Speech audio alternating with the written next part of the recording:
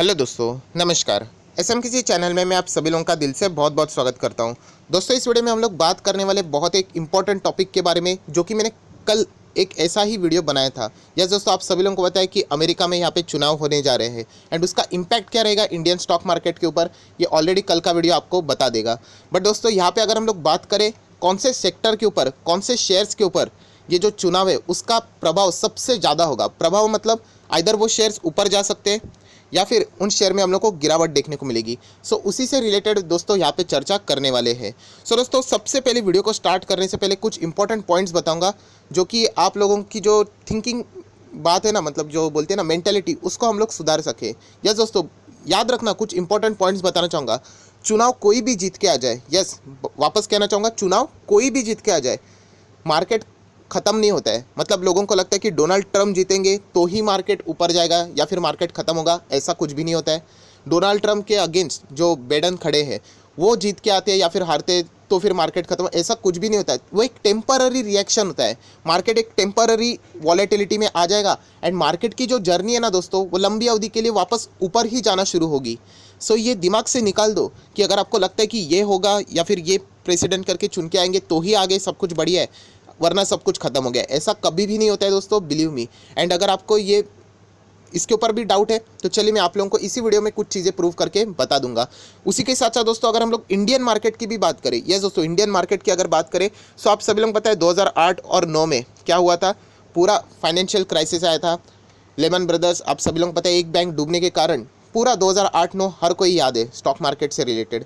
सो दोस्तों, 2008 और 9 में फाइनेंस मिनिस्ट्री की अगर हम लोग बात करें, इकोनॉमी की अगर हम लोग बात करें, तो मनमोहन सिंह जी वहाँ पे थे यार। उन्होंने बहुत ही सुंदर तरीके से वो मैटर को हैंडल किया था एंड सब लोग चाहते थे कि नेक्स्ट चुनाव हो तब मनमोहन सिंह जी ही कंटिन्यू रहे करके।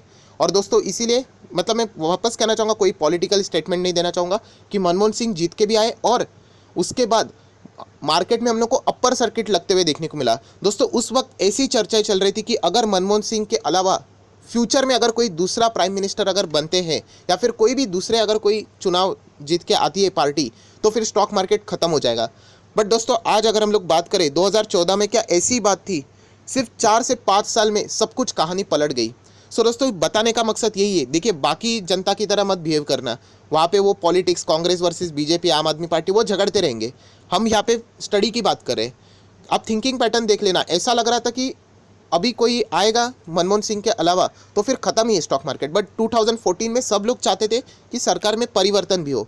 सो दोस्तों ये बताने का मकसद यही होता है दोस्तों, कि मार्केट में ये सिचुएशन आती जाती रहती है, इससे कोई मार्केट को फ़र्क नहीं पड़ता। फ़र्क पड़ता है तो एक टेम्पररी स्केल के लिए, कि थोड़ा टाइम के लिए मार्केट नीचे जाएगा, थोड़ा और कंसोलिडेशन फेज में रहेगा, बाद में उसका जो जर्नी है ना वो हम लोग को अप ट्रेंड में ही देखने को मिलेगा। कितनी सारी सरकारें आती है, बदलती रहती है, राइट, बट मार्केट वही के वही रहता है और वो ऊपर भी चला जाता है। सो ये सबसे पहले दिमाग से निकाल दो कि मेरा पोर्टफोलियो का क्या होगा, कि बाइडेन जीत के आ जाए या फिर ट्रम्प जीत के आ जाए, कुछ भी नहीं होगा, वो एक टेम्पररी स्केल रहता है। सो ये सबसे पहला इंपॉर्टेंट मैसेज था जो कि मैं आपको यहाँ पे बताना चाह रहा था। सो दोस्तों आप सभी लोगों को पता है, यहाँ पे जैसे हम लोग बात करें 3 नवंबर बहुत ही ज़्यादा इंपॉर्टेंट है, यूनाइटेड स्टेट प्रेसिडेंशियल इलेक्शन है एंड चुनाव वहाँ पे है। बट यहाँ पे इम्पैक्ट क्यों रहेगा मैं ऑलरेडी आप लोगों को बहुत बार बता चुका हूँ। मैक्सिमम 90% पैसा अगर हम लोग भी बात करें, ऐसा बोल दे गलत नहीं रहेगा, मैक्सिमम अमेरिका के पास ही है। और पूरी दुनिया की बात करें तो 20% पैसा पूरा अमेरिका के पास ही है, मतलब उनके ही कंपनीज हम लोग मैक्स टू मैक्स यहाँ पे यूज़ करते हैं। सो वहाँ पे जो कुछ भी मार्केट का रिएक्शन रहेगा वो सिर्फ हमारा इंडिया क्या, पूरे दुनिया में हम लोगों को देखने को ज़रूर मिलेगा। सो दोस्तों यहाँ पे अगर हम लोग बात करें कौन से सेक्टर के ऊपर या फिर कौन से स्टॉक्स के ऊपर इम्पैक्ट गिरेगा, सो दोस्तों उसके लिए आप लोगों को डॉलर रुपये का इंडेक्स, ये जो रिलेशन है वो समझ में आना चाहिए। यस दोस्तों, आप सभी लोगों को पता है डॉलर टू आईएनआर हम लोग यहाँ पे देखते हैं, फिलहाल जो डॉलर का रेट यहाँ पे चल रहा है वो 73 प्लस चल रहा है, कभी 74 के आसपास जाता है, ये चलता रहता है। सो दोस्तों इससे हम लोगों को पता चलता है कि कौन से स्टॉक्स एंड कौन से सेक्टर में यहाँ पे प्रभाव पड़ने वाला है। सो दोस्तों अगर हम लोग यहाँ पे बात करें डोनाल्ड ट्रम्प की, सो दोस्तों डोनाल्ड ट्रम्प के कुछ अपने अपने पॉलिसीज़ यहाँ पे रह चुके हैं एंड इसके चलते हम लोग उन सेक्टर्स के ऊपर थोड़ा सा और ज़्यादा डिटेल में फोकस कर पाएंगे। मतलब अगर डोनाल्ड ट्रम्प की अगर हम लोग बात करें या फिर वो जीत के भी आते हैं, सो यहाँ पे मैं आपको बताना चाहूँगा trade war, yes trade war तो यहाँ पे वापस कंटिन्यू होने के पूरे चांसेस है। अगर देखा जाए तो बहुत बड़े इकोनॉमिस्ट ने ये भी बोल दिया है कि ट्रेड वॉर ऑलरेडी स्टार्ट हो चुका है, सिर्फ उसका ऐलान होना बाकी है। इतना सब कुछ हो चुका है। चाइना के ऊपर बार बार अटैक करना, मतलब वर्बल अटैक की मैं बात कर रहा हूँ, ऐसे अटैक नहीं। सो ये ट्रेड वॉर अगर मतलब डोनाल्ड ट्रंप अगर जीत के आते तो यूजुअली उनका जो रवैया है वो चाइना के अगेंस्ट बहुत ही सख्त रहता है, वो और भी सख्त हो जाएंगे। और अगर ये ट्रेड वॉर अगर हो जाता है तो एक सेक्टर हमेशा पीटता है दोस्तों, जिसका रिलेशन डॉलर के साथ भी है, एंड वो है मेटल सेक्टर। यस दोस्तों, जितने भी ये मेटल सेक्टर अगर आप लोग यहाँ पे देखते हो उनकी हालत ख़राब हो जाएगी। एंड इससे पहले भी ट्रेड वॉर की वजह से मेटल सेक्टर यहाँ पे पीट चुके थे। अगर इंडिया की बात करें तो दोस्तों मैं बताना चाहूँगा, हम लोग मैक्सिमम मेटल इंपोर्ट करते, बाहर से मंगाते। सो अगर हम लोग बाहर से मंगाते, हमारी जो रिसिप्ट बनती है, पेमेंट होते, पेबल्स होते, वो डॉलर्स में होते हैं। फॉर एग्जाम्पल मैं अगर आपको बताऊं, चलो ये बंच देखने को मिल रहा है, ये बंच हम लोग बाहर से मंगाते हैं, इस बंच की वैल्यू है $1 फॉर एग्जाम्पल के लिए मैं बता रहा हूँ, $1 वॉट एवर जो आपको प्रोनाउंस करना है वो $1 हम इसका प्राइस है। अभी फिलहाल डॉलर चल रहा है फॉर एग्जाम्पल के लिए ₹70, एग्जाम्पल के लिए बोल रहा हूँ, ठीक है। अभी उसके बाद यहाँ पे कुछ अनबन चीज़ें हो गई, ट्रेड वॉर यहाँ पे शुरू हो गया। सो यहाँ पे बहुत कुछ टैरिफ की भी बातें आती है, एंड डॉलर अगर कल महंगा हो गया, सो यही एक बंच मंगाने के लिए डॉलर अगर कल 75 हो गया तो मतलब ₹5 का हम लोगों का नुकसान, 80 हो गया तो ₹10 का नुकसान। सो बताने का मकसद ये है कि अगर ट्रेड वॉर हो जाता है, डोनाल्ड ट्रंप अगर जीत के आ जाते हैं, सो हम लोग ज़रूर कह सकते हैं सबसे ज़्यादा नेगेटिव इम्पैक्ट होगा तो वो मेटल सेक्टर के पूरे स्टॉक्स के ऊपर हो जाएगा। एंड इसीलिए आप लोग देख सकते हैं, मैं कभी भी 2 साल हो चुके हैं, मैं मेटल सेक्टर को ज़्यादा अपने पोर्टफोलियो में जगह नहीं देता हूँ। मेरा बड़ा एक्सपोजर बिल्कुल भी नहीं है, क्योंकि कोई गारंटी नहीं, इन लोगों की झगड़े चलते रहते हैं और यहाँ पे हम लोग पीसते रहेंगे। सो देख सकते हो दोस्तों, ये है मेटल सेक्टर के बहुत सारे स्टॉक। मैं बिल्कुल कोई रिकमेंडेशन नहीं देता हूँ दोस्तों। बहुत सारे लोग आज भी एक अपने ही नियम यहाँ पे बना रहे कि मैं रिकमेंडेशन देता हूँ। मेरा कोई रिकमेंडेशन नहीं, रिकमेंडेशन देना है तो इतने सारे सब्सक्राइबर से मेरे मेंबरशिप डाल देता हूँ, आराम से महीने का करोड़ों कमा सकता हूँ। मैं आपको सिखाने की कोशिश कर रहा हूँ। जो लोग यहाँ पे वाकई में सीखना चाहते हैं वो मेरी बात से कुछ ना कुछ यहाँ पे सीख सकते हैं। सो ये बिल्कुल मैं ये क्लेम नहीं कर रहा हूँ कि मेटल सेक्टर खत्म हो जाएंगे। ये जो कंक्लूसिव वाला जो आपका रवैया है ना दोस्तों, उसको छोड़ दो। मतलब अगर ट्रम्प जीत के आ गया, चलो मेटल सेक्टर खत्म ही हो गया। दोस्तों खत्म कुछ भी नहीं होता है, बट टेम्पररी स्केल के लिए वहाँ पे प्रेशर ज़्यादा देखने को मिलता है, जो कि एक क्विक रिएक्शन होता है, राइट। सो मेटल सेक्टर के ऊपर ये जो जितने भी स्टॉक्स है उनके ऊपर हम लोगों को नेगेटिव इंपैक्ट देखने को ज़रूर मिल सकता है। रीज़न मैंने आपको यहाँ पे बता दिया है। नाउ थोड़ा सा हम लोग और आगे जाते हैं।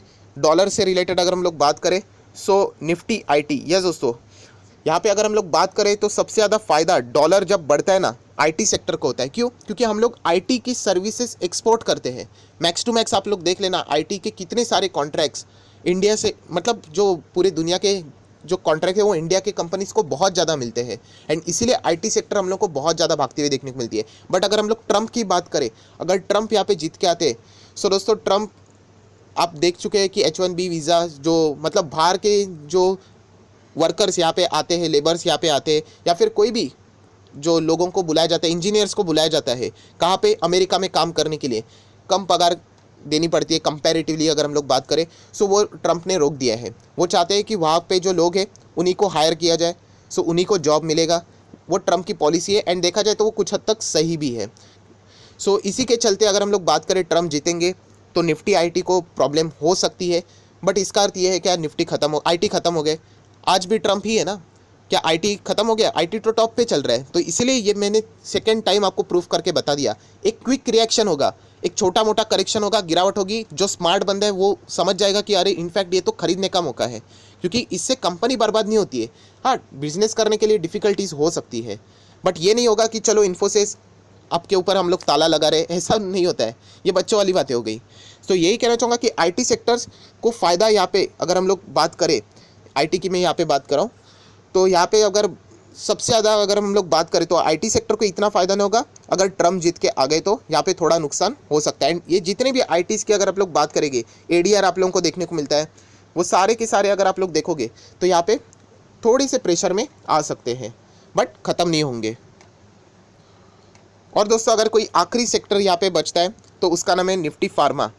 मतलब बाकी के सेक्टर बिजनेस नहीं करते ऐसा कोई बात नहीं, केमिकल से लेके सारे सेक्टर्स काम करते हैं, बट ये सबसे ज़्यादा मेन टारगेटेड सेक्टर है फार्मा, IT एंड मेटल, क्योंकि इनका डायरेक्ट रिलेशन है डॉलर से। डायरेक्टली पेमेंट, लेन देन सीधा डॉलर से होता है। क्यों? क्योंकि डायरेक्ट कड़ी जुड़ी है ना अमेरिका से ही जुड़ी है।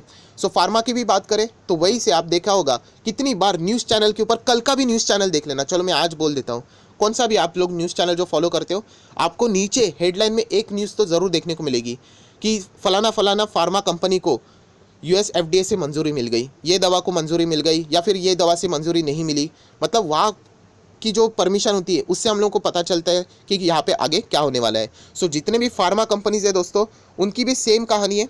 यहाँ पे अगर हम लोग बात करें, अगर ट्रम्प जीत के आते हैं तो थोड़ा सा उनको यहाँ पे प्रेशर देखने को मिल सकता है। इसका अर्थ ये नहीं कि फार्मा बर्बाद हो गए। आज फार्मा देख सकते हैं सबसे ज़्यादा रिटर्न देने वाले सेक्टर में से एक है।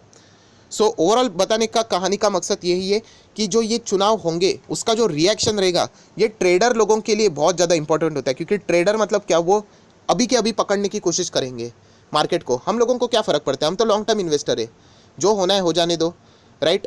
ओवरऑल मार्केट को जाना कहाँ पे, डेस्टिनेशन कहाँ पे, वो तो अप ट्रेंड में ही जाएगा। यहाँ पे उनको जो मारामारी करनी है करने दो, जितना गिरना है गिरने दो, जाएगा तो ऊपर ही। पिछले 8 महीनों में आप लोगों ने यही तो देख लिया, मार्केट कितना नीचे गया, ऑपरेटर ने प्लस और गिराया, डर का माहौल क्रिएट किया। आज कहाँ पे हम लोग, ऊपर ही है ना। सो गिरने दो। ये मैं ऑलरेडी आप लोगों को बता चुका हूँ कि मार्केट जब गिरता है ना, इससे बढ़िया अपॉर्चुनिटी आप लोगों को मिल ही नहीं सकती, क्योंकि वो एंटायर मार्केट गिरा रहा है। अगर एक सेक्टर के ऊपर अटैक होता है ना, तो हम लोग कह सकते हैं कि हाँ प्रॉब्लम हो सकता है। सो आप आशा करता हूँ दोस्तों, कौन से यहाँ पे स्टॉक से उनको यहाँ पे प्रभाव गिरेगा वो यहाँ पे मैंने बता दिया है। एंड वापस कहना चाहूँगा, वो कंक्लूसिव मोड फाइनल कि ऐसा ही होगा उसको छोड़ दो। अगर आपके पास कोई भी आईटी सेक्टर का स्टॉक है अच्छा वाला, फार्मा सेक्टर का स्टॉक है अच्छा वाला, सो ये डिसीजन से आप लोगों ने कभी भी फैसला नहीं लेना चाहिए कि कौन चुनाव चुन के मतलब जीत के आएगा तो हम लोग पोर्टफोलियो में से उसको निकाल देंगे। ऐसा कुछ भी नहीं होता है। जैसे मैंने आपको अभी भी बताया, आईटी एंड फार्मा के लिए ट्रंप अच्छे नहीं है, बट आज भी ट्रंप ही वहाँ पे काम कर रहे हैं इतने सालों से, फिर भी ये कंपनियाँ टॉप पे है। सो एक छोटा मोटा करेक्शन देखने को मिलता रहता है। जैसे कि मैंने अभी आपको एग्जांपल दिया, लगा था कि मनमोहन सिंह के बाद कोई भी अगर बनेंगे तो इंडियन स्टॉक मार्केट खत्म, बट आज देख रहे हैं आप लोग मोदी जी है।